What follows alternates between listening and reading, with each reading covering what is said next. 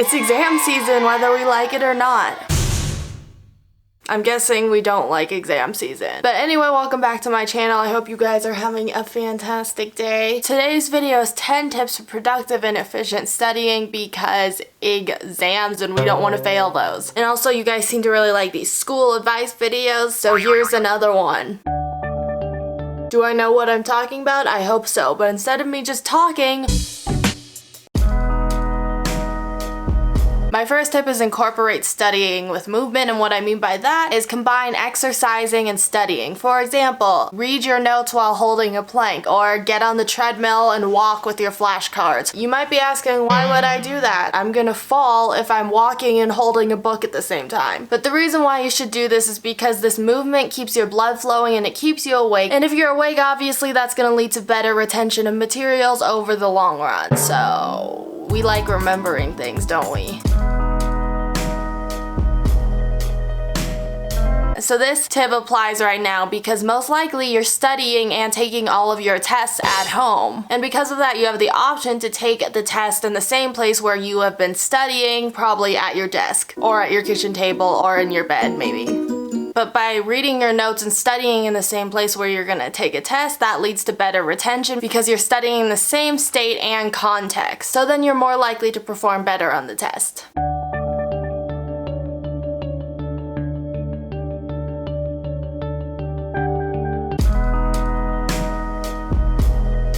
So when you're trying to memorize things, focus on recall, not recognition. Basically, recognition is a multiple choice question and recall is a free response question.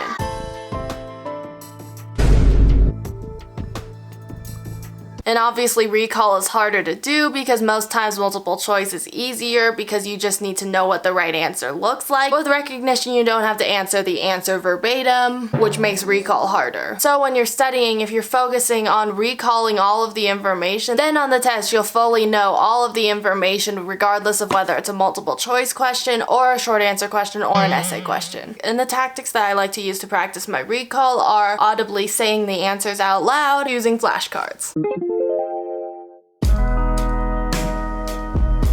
So this means recognize your weak spots of a certain subject and study those first and make those your top priority because you want to get better at the stuff you're not as good at, obviously. And also it's a lot easier to quote study the stuff that you already know how to do. For example, right now I'm preparing for the AP Calculus test and I only like studying the easier topics because I actually know how to do them and it makes me feel good when I get a problem right. And also another part of this study smarter, not harder, is to not get caught up in the fine details of one single topic. Instead, study the main themes and the relevant formulas or whatever of the certain subject you're studying. Let's talk about breaks. So obviously it's good to take breaks, but sometimes those marathon study sessions are completely necessary when we run out of time because stress.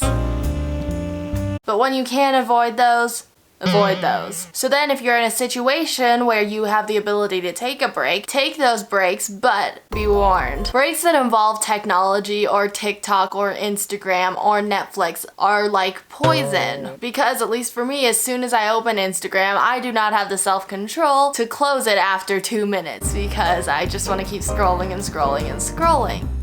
So while it is good to take breaks that involve doing something else that's productive. So like take a 5-minute break and go get a cup of coffee. Take a 5-minute break and like clean the sink. One break that I like to do when I'm studying at night is every half an hour just do like a part of my night routine. So study, wash my face, study, brush my teeth, study, skincare routine. Just be smart about those breaks.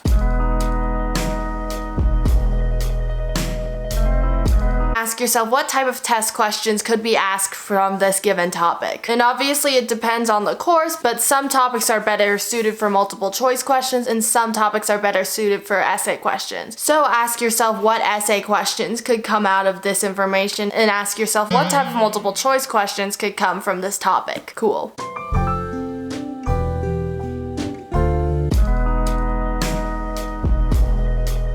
Memory is obviously very important to test taking. Oh, what an epiphany right there. But here are some of the techniques I use to remember stuff quickly and also better. The first thing I use is flashcards, specifically on Quizlet, because if you have online flashcards, then you can literally pull out Quizlet wherever you are. Like, I remember one time I was stuck in a ski lift line and then I'm studying for psychology on my phone while waiting in line. And with online flashcards, you can study anywhere. That increases the number of minutes you're productive and the number of minutes that you spent studying. The main memory thing that I do though is just rewrite my notes completely when I have a big test. This has never not worked for me. It may be different for you, but just by rewriting my notes neatly and in a way that I understand them really helps me remember things. Also, writing things down helps you retain your knowledge a lot better than just reading the same phrase off of your old notes. Also, when rewriting your notes, another tip is to rewrite the information in a way that's relevant to your life. This especially works for history classes. So for instance, you're trying to remember how Alexander Hamilton died. Just think Alexander Hamilton and Aaron Burr had beef like Taylor Swift and Kanye West, and that did not end well. Next, mnemonic devices. These are super helpful, but you still want to be cautious while using them, because if you use too many mnemonic devices, then you're gonna forget the mnemonic devices. So for me, I only use mnemonic devices when I really can't remember something. Just don't overload on mnemonic devices or else you're gonna forget. And the whole goal of this is not to forget stuff, so estimate the length of time you think it will take you to study and then set a timer for that time. Having this timer will help you stop procrastinating. It's kind of like having a due date, because with the due date you have to finish the assignment before the due date. Just like with the timer, you have to finish the studying before the timer goes off. And when you're focused on finishing it before the timer goes off, you won't get as distracted and you won't spend so much time just like ruminating on one problem or page or something like that.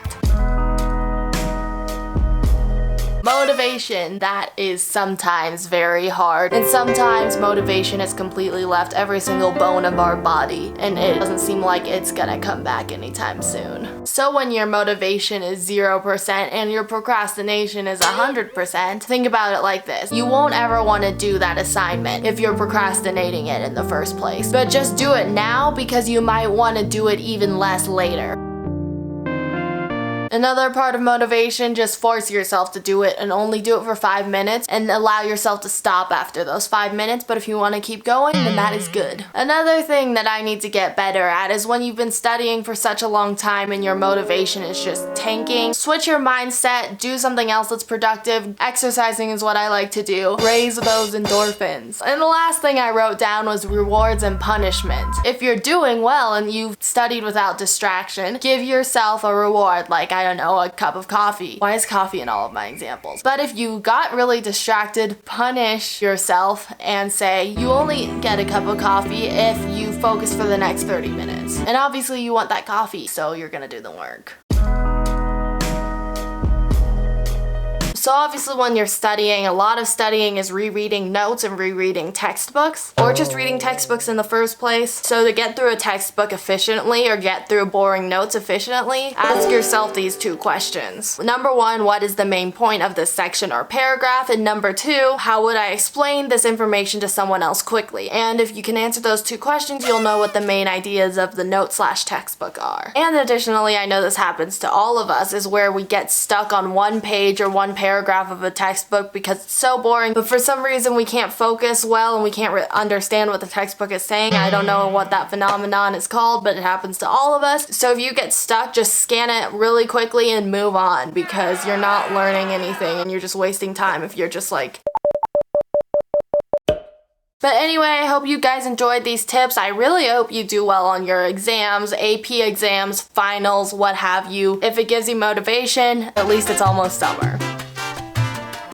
But thanks so much for watching today's video. Thumbs up if you enjoyed the video, comment down something below, comment down one of your best study tips, subscribe to my channel, turn the notification bell on, follow me on Instagram, enjoy the rest of your day, and I'll see you in my next video.